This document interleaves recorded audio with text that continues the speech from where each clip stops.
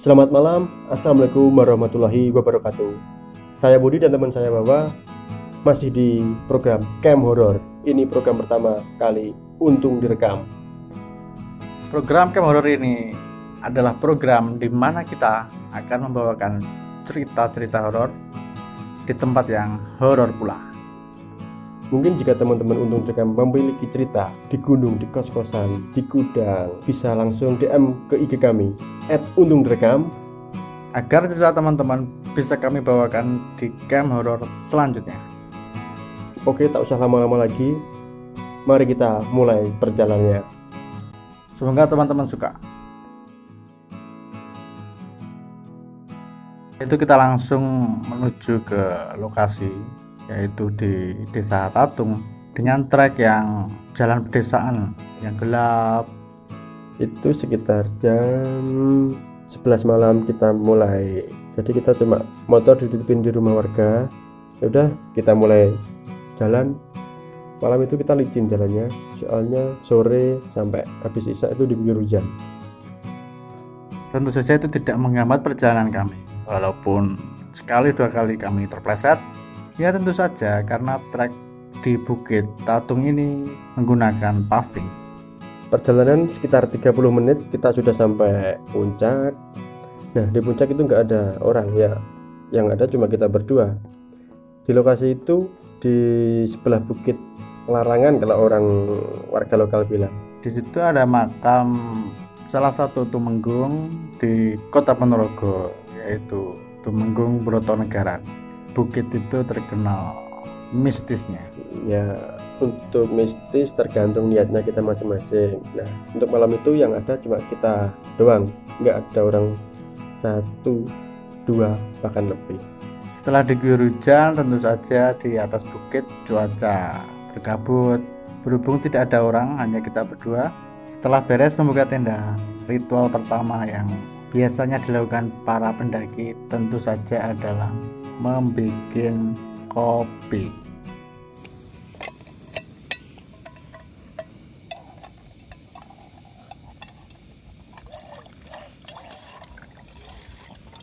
Ini biasa deh.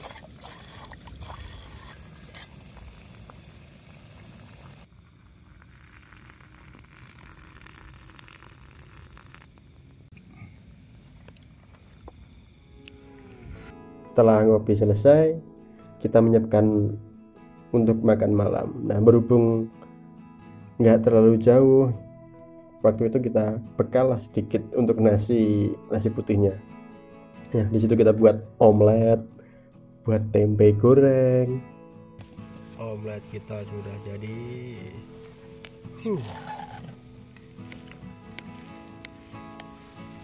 Tebel banget ini teman-teman. Oke, sobat untung direkam. Kali ini kita masak tempe. Tadi setelah omelet sudah jadi, kita lanjut masak tempe. Ya, alhamdulillah sekitar jam 12 kita selesai makan. Lanjut kita ke acara yang Camp Horror itu. Di situ kami membawakan 2 cerita. Itu cerita dari kiriman salah satu sobat untung direkam yang berjudul Suwok sama Pesugihan. Langsung saja simak ceritanya.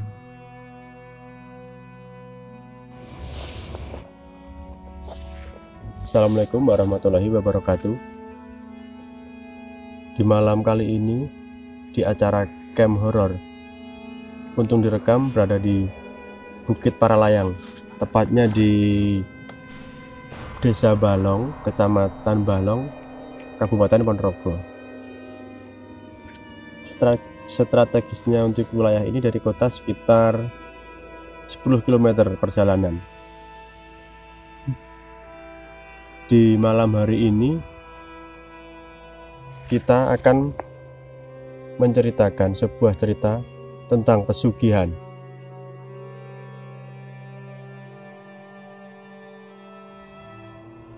Di mana pesugihan itu tentang dagang. Aku dapat dari salah satu teman di salah satu kota di Jawa Tengah, perbatasan sama Jawa Barat. Nggak usah berlama-lama, berhubung ini sudah jam satu malam. Mari kita lanjutkan ceritanya. Begini awal mula ceritanya pesugihan Pak Jaya. Untuk nama, kita semua samarkan. Nama, kota, alamat kita semua samarkan. Sekitar tahun 2015, di salah satu kota di Jawa Tengah, yang bernama Pak Jaya itu pengusaha besar, Mas. Kita semua samarkan. Nama, kota, alamat kita semua samarkan. Sekitar tahun 2015, di salah satu kota di Jawa Tengah, yang bernama Pak Jaya itu pengusaha besar, Mas. Ya sekitar 3-4 tahun, dagangnya lancar, semakin kesini semakin lancar.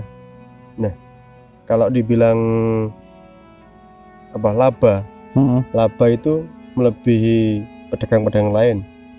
Misal pedagang lain 2 kali lipat keuntungannya. Nah, kalau Pak Jaya bahkan lebih, bisa kali 10 lah. Nah, dari situ Pak Jaya itu hidupnya mewah. Suatu ketika Pak Jaya mengalami broken home. Jadi istri minta cerai. 2 anaknya itu hidup di jalanan, ada yang jadi preman, ada yang jadi berandal. Nah, itu setelah beberapa tahun Pak Jaya itu mengalami bangkrut. Nah, lama-lama kemudian Pak Jaya pengen kan kembali lagi yang dari awal usahanya sukses kayak dulu. Oke. Nah, suatu malam Pak Jaya berpikir gimana caranya kembali lagi. Nah, sedangkan Pak Jaya kan hidup dikelilingi orang-orang ya kecukupan lah ya, Mas. Untuk barang-barang Pak Jaya, mobil sudah kejual semua.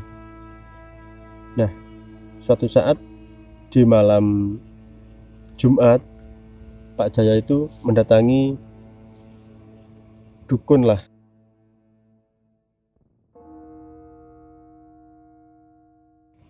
Di pinggiran kota. Ya, kota tetap satu kota sama Pak Jaya. Nah, di situ Pak Jaya bilang sama Mbah Dukunnya. Untuk bahasanya kan cuma ngapak ya. Iya. Ngapak tuh, Mbah, nyong pengen balik ke mbiyen maning. Gitu. Nah, Pak Jaya bilang gitu tadi. Ya, kowe wis siap. Itu Mbah Dukunnya. Ya. Ya Mbah, gitu. Nah, sedangkan Pak Jaya ya siap. Lanjut Mbah Dukun bilang, kowe wis siap nyiap tumbal. Pak Jaya juga langsung siap, bilang yes. Ya kalau orang kayak gitu kan menghalalkan segala cara ya. Sudah kalap mungkin. Sudah kalap. Nah, jadi di situ perjanjiannya personal. Jadi bisa Pak Jaya sendiri yang jadi tumbal, bisa jadi anaknya, bisa jadi teman dekatnya. Iya. Nah, waktu itu yang jadi pertama kali tumbal malah teman dekatnya, namanya Mas Herman. Iya. Nah, di situ kan Pak Jaya dikasih mantra, aji-ajian kayak jimat lah ya. Jadi jimat barang itu tulisannya ya kayak aksara Jawa, ada yang Arab. Jadi di kemana-mana harus dibawa. Nah, suatu saat Pak Jaya kan sudah collab, sudah nggak megang usahanya yang dulu-dulu. Nah, si Herman itu kan emang udah kenalan Pak Jaya dari dulu banget, emang teman dekat.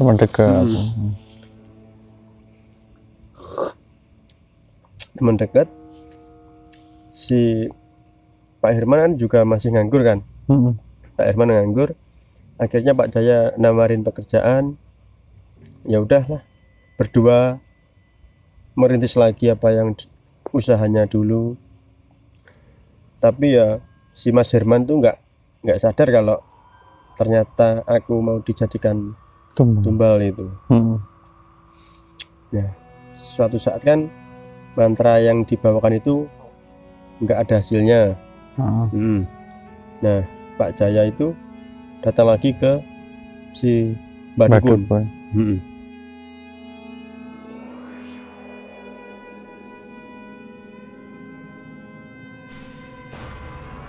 Bilangnya gini, Mbah kok orang anak apa-apa ya, bilang gitu.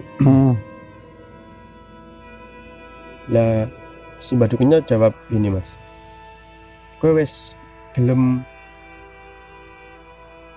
ditinggal kancane nyong. Nah, Pak Jaya pun kaget. Kanca berarti kan yang dimaksud kanca Pak Herman tadi. Iya. Nah, Pak Jaya kaget kan, masa temen seperjuangan, temen dagang, temen intinya temen dari dulu lah Mas ya, udah kenal Pak Herman sama Pak Jaya itu sudah dianggap keluarga bahkan. Tapi kok kenapa harus Pak Herman yang jadi timbal pertamanya gitu. Nah, suatu saat Pak Jaya kan butuh modal. Iya. Nah, di situ Pak Jaya juga punya teman yang namanya Pak Haji Rosid. Pak Haji Rosid emang kalau Pak Jaya butuh apa-apa emang mintanya ke Pak Haji Rosid. Iya. Misal minta pinjaman uang atau minta tolong apalah. Nah, suatu saat Pak Jaya itu datang ke Pak Haji Rosid minta uang, bukan minta, pinjam uang. Ya pinjam baik-baik lah untuk pengen buka lagi usaha, bikin cari modal lah sama Pak Herman tadi. Nah, tapi sama Pak Haji Rosidnya itu ya sudah nggak percaya sama Pak Jaya. Soalnya Pak Jaya setiap hutang, setiap bawa barang gitu pasti gimana ya, nggak beres.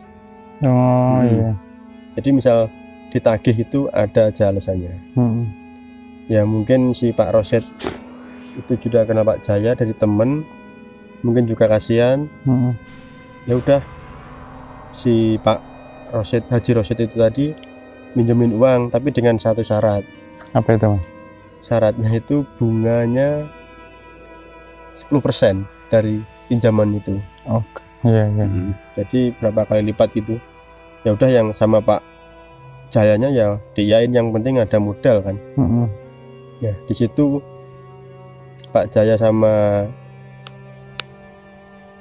temennya yang tadi dapat modal, ya udah belanja apa yang dia inginkan. Dia yang itu dulu katanya mau beli itu cuma mainan-mainan anak-anak gitu, diputer lagi ke desa-desa, ke kampung di sana. Nah, jadi Pak Jaya sama si temennya tadi itu ya muter kampung berdua setiap hari. Nah, sekian bulan kok nggak ada hasil. Jadi malah itu uang yang buat modal itu malah udah habis, mau bayar kontrakan sudah nggak bisa. Nah, suatu saat datang lagi ke si Mbah Dukun. Mbah kok gak mempan gitu. Ya wes, enteni set baik gitu. Ya udah, kembali lagi ke kontrakan. Ya mungkin Pak Jaya sama teman akrabnya tadi ya sudah berusaha, tapi ya mungkin masih belum dapat yang lebih lah dari keundangan. Nah, suatu hari si Pak Jaya sama temennya itu biasa berangkat bareng gitu. Nah, tiba-tiba di tengah perjalanan si temennya tadi itu kayak orang pingsan.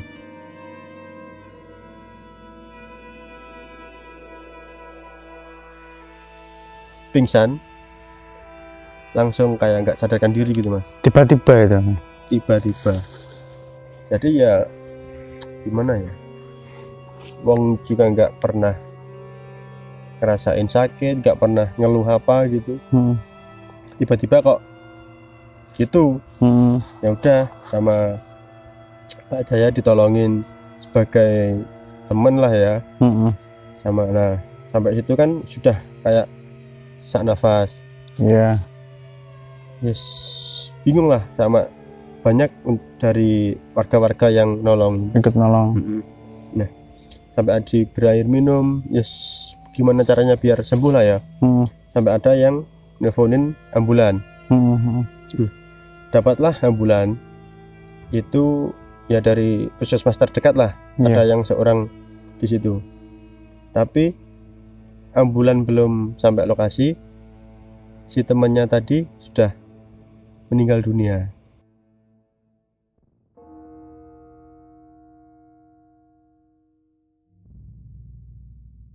Itu yang Pak Herman tadi mas? Iya Pak Herman. Nah waktu Pak Herman meninggal itu, jadi kan dipegangin sama Pak Jaya. Jadi kan Pak Herman kapar gini ya, Pak Jaya di atasnya. Tapi waktu itu pandangannya Pak Herman melotot, jadi seolah-olah tuh Pak Herman mungkin ya, Pak Herman kok aku kok gawe ini toh gitu. Itu mungkin kok aku kok jadiin gini gitu. Ya teman dekat tapi kok tega, setega itu demi kesuksesan tapi dengan cara setan gitu. Iya. Nah tapi di situ yang kayak nggak wajar tuh, setelah beberapa jam itu apa, badannya tuh lebam biru gitu.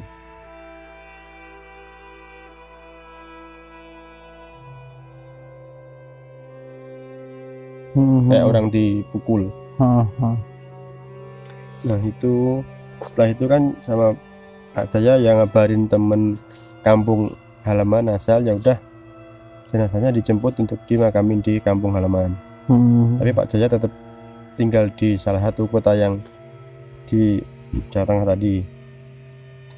Nah berarti kan itu Pak Jaya jadi itu tumbal pertamanya itu mas. Pak Herman jadi tumbal pertamanya Pak Jaya. Herman maksudnya ya. Teman dekatnya bahkan. Nah setelah beberapa bulan, dari mungkin habis 100 harinya Pak Herman tadi, ada lagi kan itu Pak Jaya kan masih kontrak tadi ya, ngekos ya di salah satu sana. Nah kan bingung nggak ada partner untuk jualan lagi. Dan di situ nawarin lah ibu kos, ibu kontrakan lah. Bu, ayo kita join dagangan, nanti tak kasih harga murah tapi nanti untungnya banyak. Ya udah, setiap ibu ngambil bahkan sama Pak Jayanya dikasih gratis. Bahkan silahkan ambil, nanti dijual bebas, terserah mau ambil barang berapa, sampean jual berapa nggak apa-apa. Nah suatu ketika si ibu kontrakannya itu mas, apa ya, jerit tuh teriak. Iya.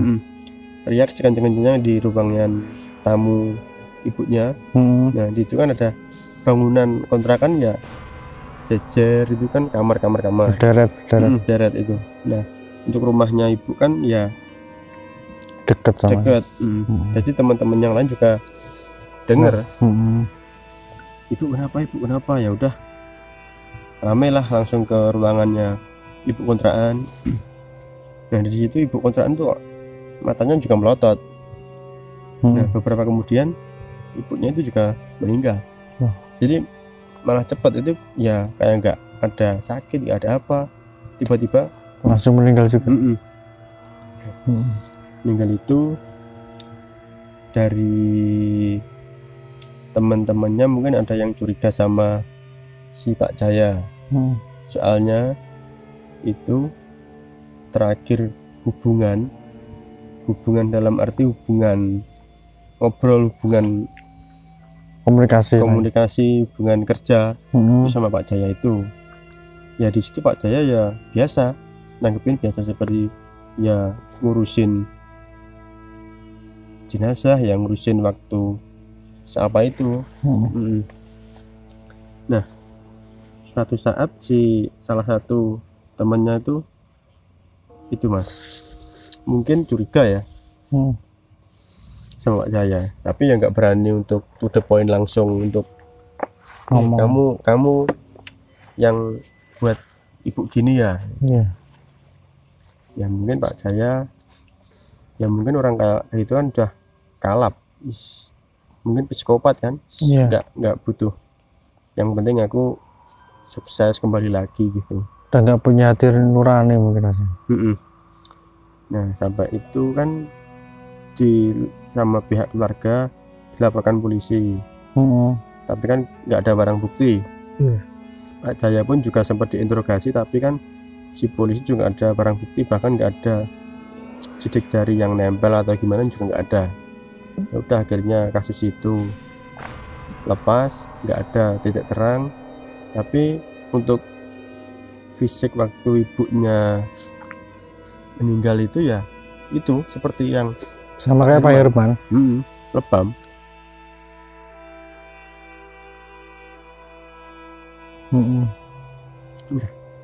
Setelah itu ya sekitar 3 bulan lebih lah Pak Jaya kan, nah berarti ibu kontrakan tadi tumbal ke dua.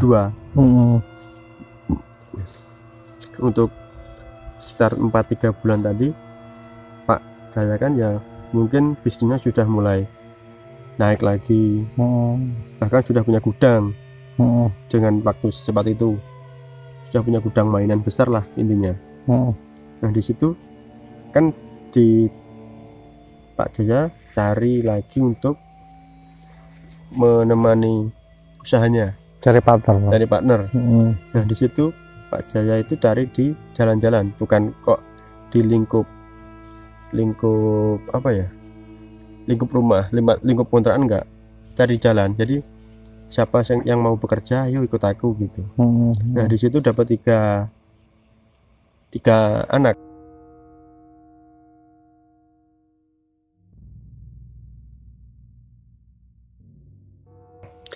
Tiga orang mungkin sekitar umuran 25-27 lah, masih muda-muda.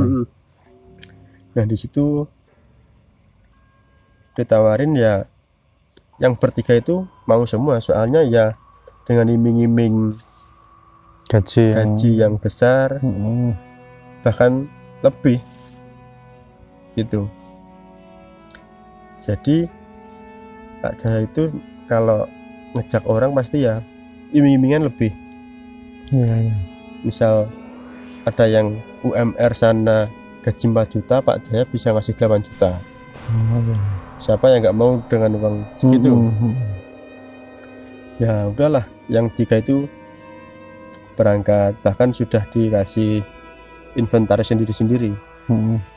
Jadi kan enak, kasih kos-kosan sendiri, inventaris sendiri. Ya mungkin beberapa bulan masih enak, masih normal. Dan suatu saat tuh kalau namanya bertiga itu lupa aku Mas. Jadi yang satu itu kan kalau berangkat pasti bersamaan, tapi untuk wilayah muternya beda. Nah kok yang satu tuh ngabari aku nggak masuk, aku sakit gitu. Sakit apa? Nggak tahu, badanku kok rasanya gimana, nggak bisa gerak semua gitu katanya. Nah di situ kan izin sama Pak Jaya, ya udah diizinin, pamit sama teman-teman yang masih kerja, ya udah lanjut. Nah beberapa hari kemudian ganti teman yang kedua, ngalamin hal yang serupa. Nah mungkin ya sudah dicarikan obat, carikan apalah biar sembuh, biar bekerja lagi. Setelah itu kok yang korban pertama itu meninggal.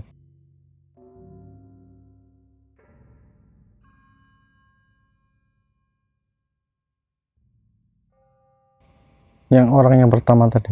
Yang sakit pertama. Mm-mm. Meninggal dengan ciri-ciri yang sama lagi. Dengan lebam-lebam tadi. Lebam.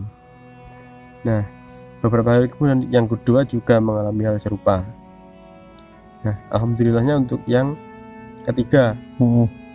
Ini kan untuk orang yang anak yang ketiga ini emang anaknya religi. Nah, jadi badan sudah nggak enak. Dia itu punya guru spiritual, guru ngaji lah mas ya.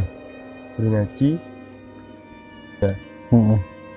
Pak, aku kok badanku gak enak ya gitu ya, mungkin guru ngaji spiritualnya itu bisa kan. Wah, jadi emang orang Jawa, jadi untung gue rene ora telat gitu. Mungkin nek gue rene telat gue bakal jadi korban kayak onco-oncomu. Nah, si gurunya itu kan nggak tahu kok tiba-tiba bilang gitu. Jadi ya maksudnya apa pak, kue meh gawe tumbal gitu. Tumbal Pak Jaya. Yo gitu, itu gurunya. Nah dari situ si mas yang ketiga itu ya udah diobatin, dinetralkan. Ya mungkin dari situ kan si mas yang ketiga itu punya, untungnya guru spiritual itu tadi juga. Jadi ya mungkin ketolong sama itu tadi. Nah setelah beberapa bulan lagi berarti yang tumbalnya sudah Pak Herman, ibu kontrakan sama dua karyawannya, 4 gitu kan. Itu nggak ada setahun sudah 4 korban itu. Nah emang kalau dibilang gimana ya, emang wah bahkan sudah melebihi yang dulu-dulu lagi, berlipat dari yang dulu. Ya mungkin itu yang gimana ya, sudah kesetanan. Nah dari yang mas yang ketiga tadi sembuh, nah mulai kebongkar lah si pesugihan Pak Jaya itu tadi, pesugihan dagangnya Pak Jaya. Ya mungkin dari situ Pak Jaya beberapa bulan sudah nggak ada di kontrakan, nggak ada di kos. Tapi ada salah satu penghuni kos itu yang memberanikan diri untuk mendobrak pintu kamarnya Pak Jaya.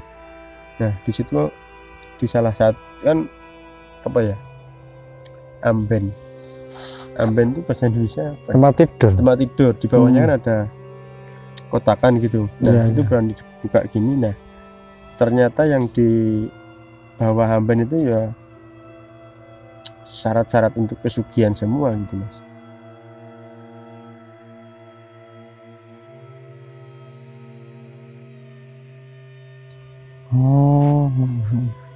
Jadi ya emang melakukan hal seperti itu si Pak Jaya itu.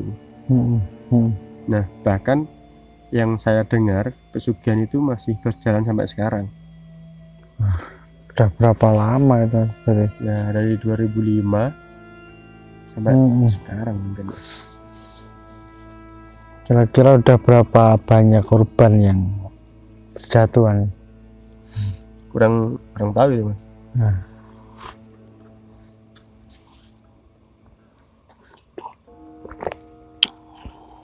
Kalau Pak Jaya sendiri emang bukan asli kota situ, pendatang. Nah mungkin ya itu mas untuk cerita pesugihan pedagang yang pernah aku dengar itu. Ngeri juga ya. Demi sebuah apa ya, duniawi lah. Tapi nggak ingat sama Tuhan, nggak ingat teman sendiri pun bahkan jadi korban. Udah nggak punya hati nurani. Wah ngeri juga mas ya itu. Iya mas. Wah gimana ya, ya jangan sampai kayak gitulah kalau misal pengen punya usaha yang sukses, pengen jadi kaya, ya janganlah sampai menyekutukan Tuhan. Allah atau Tuhan. Mm-mm. Kita punya kepercayaan masing-masing, ya kalau bisa minta tetap sama yang di atas. Mm-mm. Ya mungkin kalau pesan untuk teman-teman, janganlah sampai mencari kesuksesan duniawi dengan cara seperti itu, apalagi untuk mengorbankan sahabat atau keluarga. Carilah yang baik-baik aja, Mas. Jangan sampai lah kalau hal yang seperti itu, kasihan.